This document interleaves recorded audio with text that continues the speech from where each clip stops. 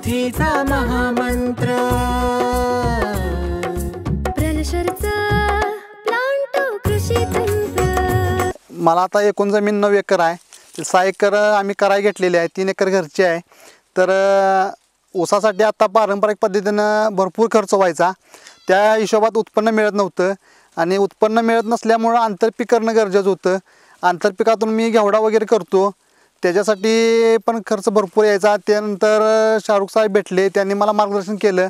त्यानंतर मी प्लांटो वापरायला लागलो। मी लागवण करताना रासायनिक खतासोबत मी प्लांटोच्या 3 बॅगा टाकल्या 25-25 किलोच्या। उगवून आल्यानंतर मी पिस्टीम आणि प्लांटो ड्रिप वापरलं। जवळजवळ 60-65 दिवसात माझी बाग भरणीला आली। 3 पोती प्लांटो टाकलं, प्लांटो दाणेदार। ऊसामध्ये आता मी 3 फवारणी घेतलेल्या आहेत, प्लांटो ऑर्नेट आणि प्लांटो झाईम। आणि पिस्टीमचा वापर मी कायमच करतो। पिस्टीम हे 1 नंबर प्रोडक्ट आहे। जाडी वगैरे साईज फुटव्यांची संख्या 1 नंबर राहिली आणि फुटवे 8च ठेवलेत, परंतु ऊस आता 36-37 कांडीवरती आहे, पण तो ऊसाची जाडी जबरदस्त आहे। त्या 1.5 एकरामध्ये मला एक 60-70 टन ऊस भेटायचा। मागच्या वेळेसपेक्षा ह्या वर्षी आता मला वाटतं 110च्या प्लस मी जाईन असं माझा एक अनुभव आहे। आणि वजन चांगली आहेत, आता ऊस तुटायला सुरुवात आहे। 3000 रुपयेपर्यंत ऊस धरला, पण रेट धरला तर ह्या 1.5 एकरामध्ये 40 टन ऊस वाढेल।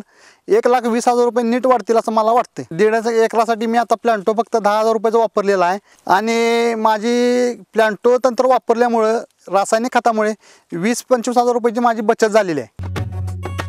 तर शेतकरी बंधूंनो, प्लांटो कृषी तंत्राच्या वापरासह इतरही माहितीसाठी जरूर संपर्क करा।